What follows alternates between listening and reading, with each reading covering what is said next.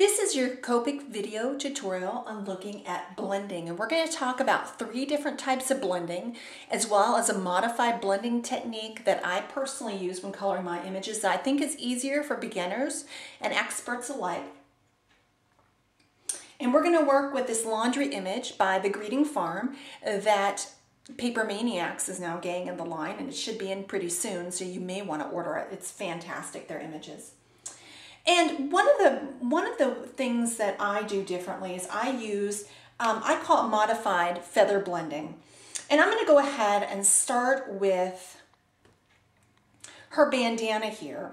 And I'm going to go ahead and go with the purples that we talked about, the V15, the V17, and the V12.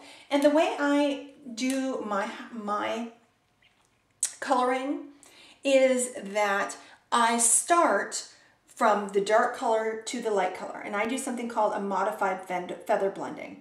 And I start with a very light stroke and more of a flicking motion up. What this does is this puts more ink towards the bottom and less ink towards the top, which allows for easier blending. I then go into my medium color, which is a V15, and I blend into the color as opposed to blend in circles, which is more traditional. Okay. And as you can tell, instead of blending the whole image, I'm reserving a lot of white here. I'm then going to go with the V12 and blend into the V15. Once I feel like that's blended well enough, I can either go in with a lighter color or I can go very lightly over that, and then you can see the gradation of color and you can tell where the light source is coming from.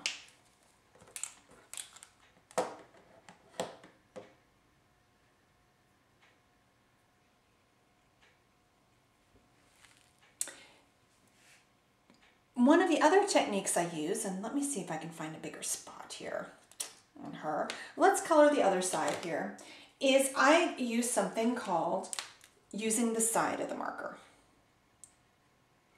And sometimes colors don't blend real well together.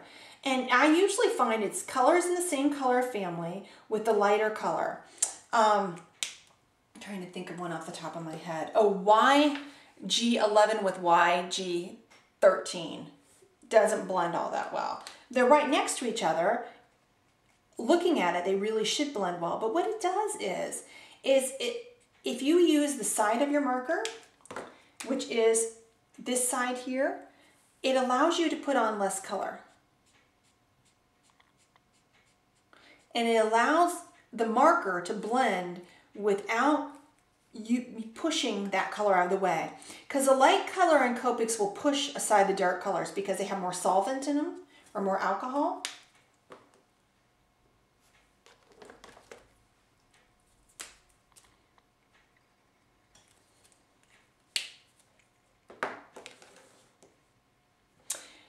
One of the other, this is a real traditional way to color. I'm going to show you the traditional way, and we're going to work on, let's color this little, looks like a little blanket here. And traditionally when people color, they start with the light color, which would be the RV34, which we got in the kit this month. Coloring the whole image. There's a reason I'm showing you with the reds. Reserving no white. Coloring in a circular motion. Now, I'm not saying coloring in a circular motion is not a good thing. It is. Then you go to the R85, which is the second darkest color. Okay. And then the R59, which is our darkest color.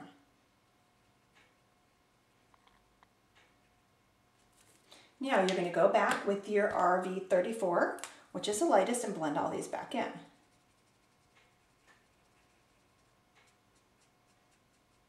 Okay. This is a traditional way to color. Now, the one thing I want you to take notice of, I don't know if you can see it, here and here, and I was coloring very carefully, here and here, the color has bled. They also say when you turn the image over, it should be evenly saturated. Now, you see the way I did, it's not as saturated as this way. Reds bleed a ton. And even though I was super careful, I had my red bleed out of my lines here.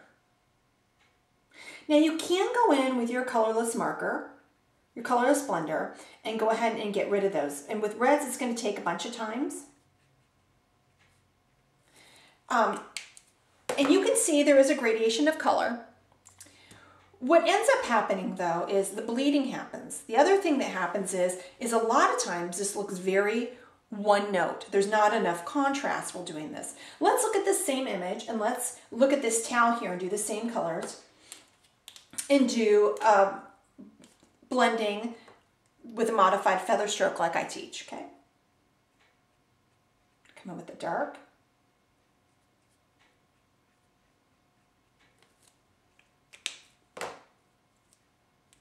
Do medium color.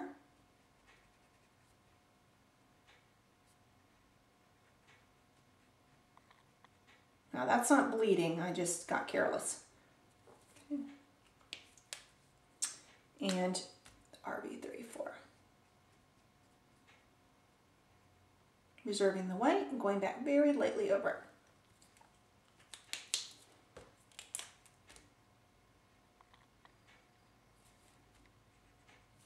You can see it's really starting to bleed on the leg now too, over here. Now, to me, this is a nicer gradation of color. You see more shadowing, you see more differentiation, and there's much more contrast. Another blending technique that works really well, and we're going to go ahead and look at her hair real quick here, using the Y21, Y00, Y11 combination.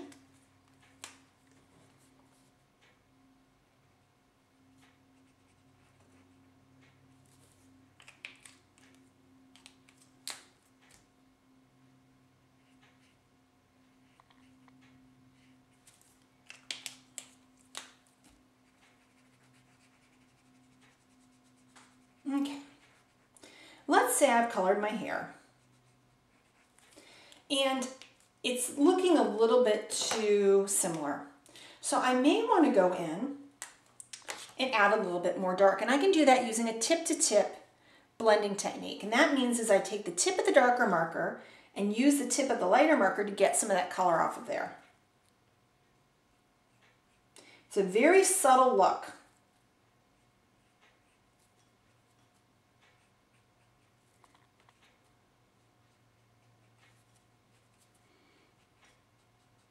Another reason this works well is because color that doesn't necessarily blend well together, like we were talking about, that helps the colors blend better together.